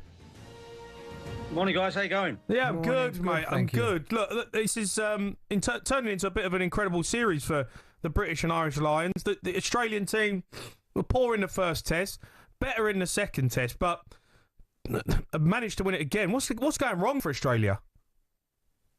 Mate, I think it's been happening over 20 years. It's not a current thing. As you saw, I mean, we got to a lead of, 23-5, because the Lions were down to 14 players. Yeah. And just before half-time, the Lions come back and it's about 23-17. But then the second half, the Wallabies only scored 3 points. We got players, Skelton and Valentine, go off. I actually don't understand the modern game how you've only got guys who can't play 80 minutes of rugby anymore. I mean, the consistency is very important. Selections are very important. And, there was a lot of things in that game that, yes, I mean, that's a very controversial, at the ruck, off his feet. Did he clean the guy out? But, Australia made a lot of mistakes leading up to that as well. And I think that's part of the game that they've got to look at. You can't just look at one thing that's going to change the whole game. And I remember back in '89, obviously, my incident, but we still had 25 minutes to go. Did talk about the scrum. There's a lot of other things that added to that, but, I'm the one who copped it because of who I was. And if you look at Saturday night, Australia should look at how they got themselves to that position. Kicking the ball away with a minute to go is not the smartest thing when you can't win without the ball. Yeah. David, which Lions player has impressed you so far the most in this series, and who do you think's underperformed? Look, I think Morgan's done extremely well, the young guy who came on, the controversies. He's done very well. Obviously, for me, Finn Russell's the best in the world because you never know what he's going to do, and that's what you really need at this level. Players, I mean, obviously, Hansen came over as a wing. We didn't see much of him. I just think that all round, I think most of the players actually improved. I mean, they actually wanted it more towards the end of that game on Saturday, and that's what you need. And, for me, at this level, combinations are always vital. If you haven't got the combinations under pressure, that's what lets you down. And, look, it's very hard to say who hasn't impressed. There's a lot of pressure. I think it was, for me, as I said, it would be difficult when Farrell came over because you got 3 number 10s. Now you got 4 number 10s. Yeah. And you got 4 guys going for really 2 positions, which is very frustrating. I can understand that. But, look, at the end of the day, mate, you're there to win. So winning is very important. How has this gone down in Australia? Because, we've seen Australia as a real force in rugby. But, for them to go over there in their own backyard and look like we're going to win the series, surely the Australian rugby outfit will be looking at this saying this can't continue. Something's got to change. Well, as I said, it's been going around for a long time. I've mentioned for years now that we've got a problem. And the problem is a lot of the young kids don't even watch rugby union because league and Aussie rules dominates. But the thing is, when we played in the 80s and 90s, they still dominated. Yeah. And we won the World Cup in 91. That changed things because we actually entertained people. The game of rugby, unfortunately, The IRB have destroyed the game by changing the laws. We've got the referee every 5 seconds looking at something, got the TMO in control. Why do we do a goal line dropout? That's a rugby league thing. 2050, that's a rugby league thing. The ball doesn't even go in straight anymore in the scrum. You know, we used to have values for our game, but the corporates have destroyed the game because in Australia, every game's at quarter to 8 at night. You try and take a 5-year-old to a game, you can't go. It's too late. It's just, as soon as we went professional, it changed the whole game. And unfortunately, that's, you know, it's slowly, this is where we are. And in Australia, with competing with against 3 other sports, you've only got so many. We've got 25, 26 million. A lot of the Asians don't play rugby. So, you know, half the population is, you can't compete. You know, when the other sports are entertaining and on free-to-air TV, I mean, we're always up against it. Yeah. Do you see is a 3-0 Lions whitewash in the third test likely, or are Australia going to come back with some pride and try and just make it 2-1? Look, well, I hope we do win. I mean, we just need to get a bit of confidence back in rugby. And also, we've got the World Cup in 2 years. Yeah. You know, as I've been saying all the time, you know, we won 2 Rugby World Cups with 2 Aussie coaches.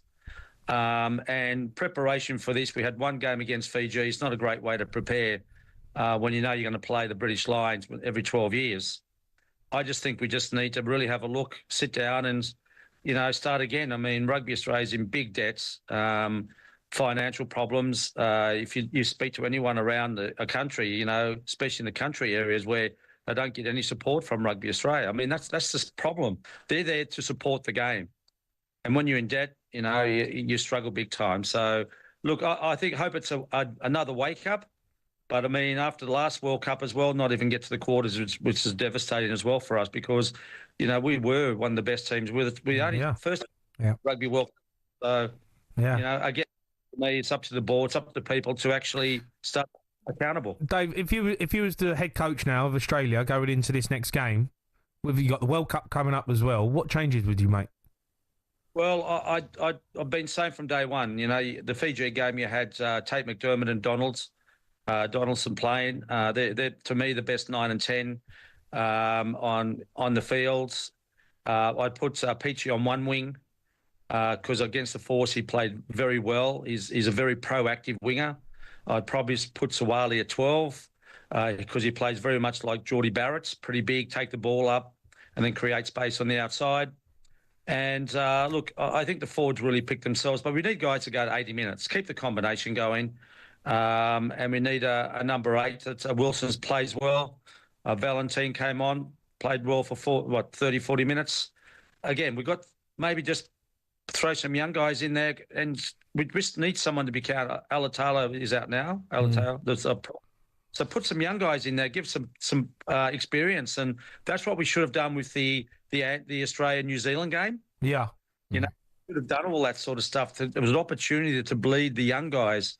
But when the under-20 is struggling as well, it's very, very frustrating. We've really got to get our act together. And the British and Irish Lions, obviously, they've gone out there, they've done a good job. I mean, is it because Australia have been really poor, or is it because the British and Lions are really turned up? Well, I think that, you know, as I said, when you go on tour, you get more confidence.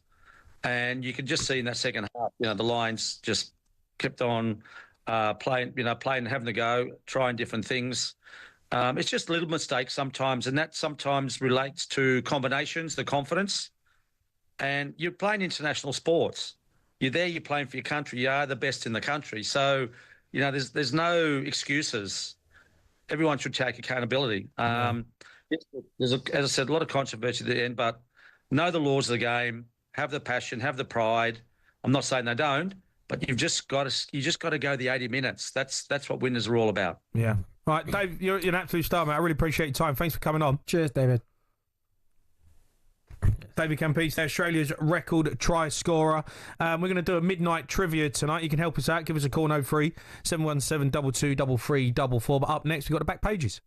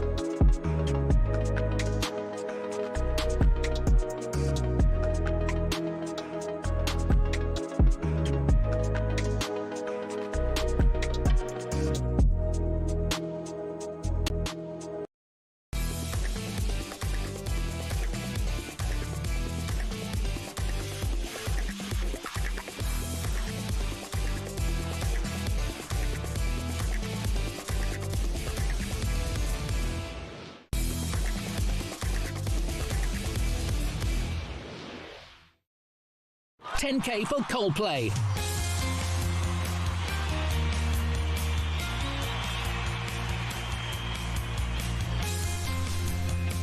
You're listening to the Sports Bar talkSPORT. Me, Jamie O'Hara and Jermaine Pennant. Still to come, we've got tomorrow's back pages and see what Pep Guardiola's got to say about his future in football. But first, Coldplay are back at Wembley this summer. We've got a huge VIP prize up for grabs for one lucky listener. We're giving you the chance to win 6 tickets in a private box for you and your mates. Don't take anyone you shouldn't. On August 22nd with full hospitality, plus we're chucking in 10 grand spending money, completely tax-free. Here's how to enter: 18 plus, UK, excluding Northern Ireland. For a chance to win, text the word WIN to 83338 by 4th of August at 11 p.m. You're in the draw. Text cost £2 plus 1 standard network rate message. You must have the bill payer's permission or post your name and number to Coldplay Competition, PO Box 3190, Colchester, CO2 8GP, to arrive by 5 p.m. on the 7th of August. This is a talkSPORT limited promotion run on talkSPORT, Talk and Virgin Radio UK stations, 14Cs at talksport.com. Now, it's time for the back pages.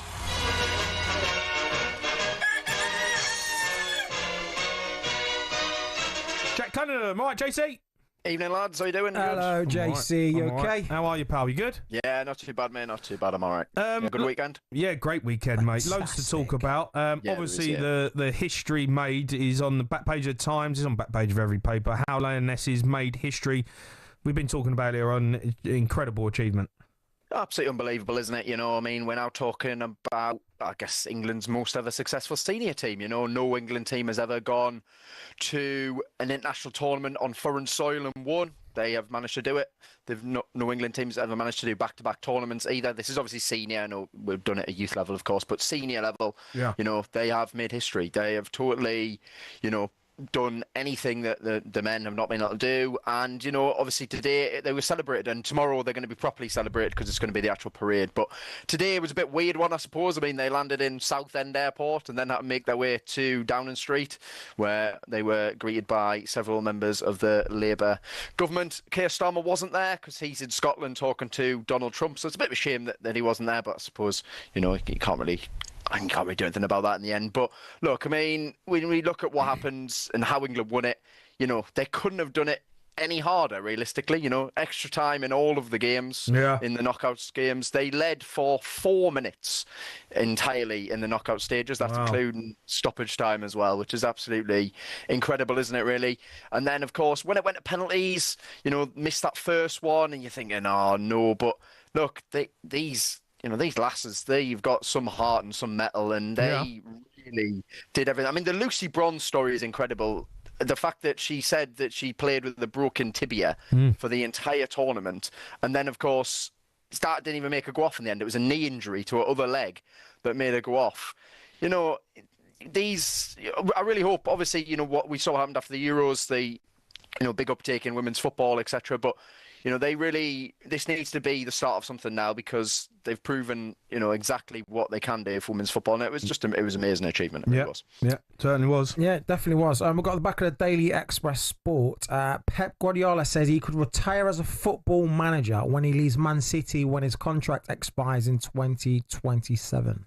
Yeah, so Guardiola's been talking about his future, and he's basically indicated that when he finishes at Manchester City, that will be him finished as a football manager.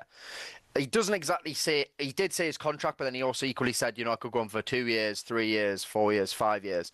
But as it stands right now, he is saying that once he finishes at Manchester City, he will retire. And I suppose you can look at it in 2 ways. I think everyone always wants to see him maybe on the national stage, you know, give a crack at that, see if he can win a World Cup, see if he can win something like that. Yeah. But equally, you know, how could anyone blame him if he decides right now is the time to retire? You know, what more could he have done in football? I think even if you look at not even just the trophies he's won, think about the way he's revolutionised football in the way that teams play and the tactics, and how everyone's trying to copy him at every single stage, basically. And, you know, with that Barcelona team that we'll always talk about, easily one of the best football teams I think we'll ever see. Yeah. Absolutely revolutionised football. And then this Manchester City team that he's developed. Obviously, last year was a drop-off, but the other ones totally dominated. You know, that treble-winning team He's was so incredible. intense as well, isn't he? Do you know what I Isn't mean? he? As a manager, I think that must take your toll. I know he's Well, he's Jurgen Klopp obsessed. came out and kind of said said that. Yeah. You know, he had to I step think away from eventually, it 'cause- like, how long do you want these managers to do it for? I know it is. They're so addicted. They're so obsessed. I don't know if he could not sit there and want to be a part of it. Do you know what I mean? Like, if he retired after a year, you might need a rest and mentally just chill out for a bit. But he's so obsessed with football and the game. I just can't see how he would ever want to just walk away from it. Yeah, no, I see your point there, to be fair. I think I would certainly think he might retire from management, but you'd think he'd probably come back in some way because, as you say, sporting this is a director guy- role. Nah, he's a manager. Imagine. He runs the whole ship. Do you know what I mean? Like he can't. I don't think he could take a back seat and watch another manager and be at a club. I just don't think he'd be that So guy. he might have a break and then just keep managing. I think just ever. I don't think he'll retire ever. I don't think he will retire. I think he's too obsessed with the game. I just don't think he's one of these people that could maybe have a bit of a time out of it, but no way. He's too engrossed in football every day. He's obsessed. Let's move on to the Daily Mail. Glazers eye slice of Rugby Rebel League. Yeah, this is really strange. I didn't actually know about this, but there's going to be a Rugby Rebel League. So it's going to be called the R360, and it's been set up by Mike Tyndall. And basically, the plan is by September. It's going to start next year, but by September, all of the teams need to have 200 players signed up. Wow. So they're basically auctioning off all of the teams who are going to be involved in it. And the Glazers and FSG are two of the, interested parties. They want to get involved in rugby. I guess it's an opportunity to own a franchise sort of team, and it's an opportunity for potentially a lucrative deal because they're hoping, the way they're talking about this, is that it's going to totally transform rugby's trajectory. Because I suppose if we look at it, certainly at the moment in England, Rugby union struggling, right? Rugby union struggling badly. I mean, if we think recently, sort of Wasps went out of business, and Wasps were like one of the biggest teams. That was basically kind of like, say, like a club like Aston Villa just suddenly basically ceasing to exist overnight. It was sort of that big at the rugby level, and they're just struggling to get people in to watch it. The TV deal's not very good. It's TNT have got the TV deal. It's not, doesn't pay anywhere near what the Premier League does. So this is going to be on free to air as well. So I think it's a chance. What they see is to revolutionise rugby. Of course, I think Manchester United and Liverpool's owners see a chance to make a little bit more money. Yeah. There's only one reason why they're getting involved. Back page of the Daily Express. I'm going to go. It's Gyökeres. He says Gyökeres is so good, it's scary. That's William Saliba has come out and warned Premier League defenders. Yeah, I mean, obviously, Arsenal have signed Vicky Gyökeres for £55 million. It's going to rise to about 63.7, I think, with add-ons. I think it's a great deal, to be fair. I mean, for the price, his record in Portugal is incredible. We're talking an absolutely ridiculous goal-scoring record. Obviously, never played. In the Premier League, he's played in England, of course, in the Championship. Did really well with Coventry. Of course, that's what got him the move to Sporting. I think Arsenal have been crying out for a striker for so long, haven't they? I mean, it's one thing we've always beat the stick with them and said, if they get a striker, maybe they'll be able to challenge at the top of the Premier League. I still think the jury's out on Gyökeres, to be fair. I feel like a lot of his goals that I've seen are him playing sort of against high lines, high defences. Of course, you are going to get that in the Premier League as well. But a lot of teams against Arsenal, do try and sit in and try and contain the space. So we'll have to see how he does. Obviously, Saliba is going to gas up his new teammate, isn't he? It'd be a bit weird if he didn't. He should make his debut on Thursday, which is against Tottenham in a North London derby, in a friendly, which, by the way, is absolute garbage. Yeah. What? Oh, did you not know this, Jamie? Oh, yeah. Arsenal and Tottenham are playing each other in Hong Kong on a pre-season friendly. No, they're not. I didn't know that. Yeah, they are. Yes, they are. That's a shambles. Exactly. I'm all over Isn't it. No, that's a Isn't it a shambles. joke? Yeah, no, that's a joke. You should I not hate be having Premier that League game. teams playing. Yeah, exactly. No, listen, I get it. You're going to go to Hong Kong or whatever, and I've been to Hong Kong with Tottenham, and it's great. We played. I played West Ham. Played West Ham out there, and but you can't play Arsenal. I mean, I know. Come on. Yeah, let's see your pre-season friendly against the London rival. It's the biggest game of the season. It's just making a mockery of the whole rivalry by doing it out there. Like, it's not going to. Oh, fantastic game. Great. No, I think honestly, you're spot on. I hate the fact that this is the thing. I mean, I'm sorry, derbies are sacred things. They should not be played in pre-season. No, it totally not in defeats pre-season. the point of it. Just because you want to play it in front of like the other your other fan base and stuff. Like, no, it's a money spinner. I get it, and they're going to make a load of dough out of it. Yeah, but I think you're right. A derby is sacred. It's the biggest game of the season. Now, when it's war. When Tottenham and Arsenal play against each other, you play them, twice a season in the Premier League. You might get them in a cup. It's very rarely that we end up actually facing them, but you don't play them in pre-season. It just doesn't happen. That shouldn't be allowed. It shouldn't be allowed. Yep. Honestly, it annoys me, mate. That's so bad. It's just, as you say, it's just a way to make money, isn't it? And it defeats the point of what a derby is. I hear it just takes away because Spurs, it's not going to have the same atmosphere. You're not going to have the same rivalry. It's pre-season. You're getting out there. You're out there for minutes, and but that's not what a derby game's about. No, Jay, don't worry about the result, mate. Don't worry about the result. It's just getting the minutes in. Yeah, but don't worry about it. But that's what pre-season is. Get the minutes in. Half hour, 45 minutes. Get them into the legs. Get you playing. You don't play Arsenal. Nah, don't worry about it, mate. Exactly. It's ridiculous, mate. Anyway, Jack. So, what's the latest across the talkSPORT website, Jack? Yeah. So our main story is that Everton are interested in signing Jack Grealish on loan with an option to buy. So Grealish, of course, has accepted that his Manchester City career is over after he didn't go at the Club World Cup. And he's 29, Grealish. He's on £300,000 a week. He's going to have to take a massive wage cut if it's going to happen. We ain't going to take a wage cut. No, Rashford did, though.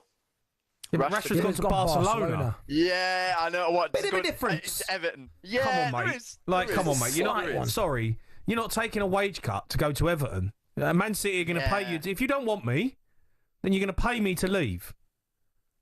If you want me out or you want me on loan, then you can pay. Everton will pay. I don't know, £100,000 a week, maybe, right? They'll pay part of it, won't right, but they're going to pay 300, right? No. But if they want him out and they want him gone and they want him off the wage bill, well, then you've got to pay his wages or you've got to pay him to leave. I never understand this. They go, he's got to take a pay cut. Well, no, he signed a contract at Man City for 5 years or however long it was. After 3 years, you don't want him. Well, you've got 2 years left to pay him because that's what he signed. So you've got to deal with that. He's not down, because the players, no, you've got to go and you've got to take a pay. No, that's my future. I'm not losing £200,000 a week just to go and sign for Everton. No, I know. It's just, I think, basically just saying that if Grealish is going to make it happen, I guess that's kind of what we understand. Why should he make it happen? But, well, I suppose it's one of those, isn't it? Does he want to go and play football? But equally, yeah, look. Of course he wants to play football, but he's also got a contract. He has got a contract. And Everton and Man City can come to some sort of agreement. Yeah. I'm sure they will be able to do something. But it would be nice to see Grealish back actually playing for football. Of course. Listen, I'd take him at Tottenham. I'd take him at Tottenham. I think he's still got something to offer. It just annoys me when these clubs go, he's going to go to Everton, he's got to take a massive pay cut. Well, you don't want him. But he's got how many years left on his deal? You got to pay him what he's... Some players will. Yeah, listen, Marcus Rashford's done it. I know, but they want to play. Some players just want to play. I done it. I left Wolves. I swallowed a year of my contract to get out of Wolves because I just wanted to go and play football, and it was depressing me sitting there not playing football. There you go, and it could be the same for Jack. It just annoys me that it's just expected. That's what annoys me. You shouldn't be expected to just be like, that's it, we're done with you, so see you later. There will be some form of severance pay. There'll be some sort of, we'll pay you a quarter or half of your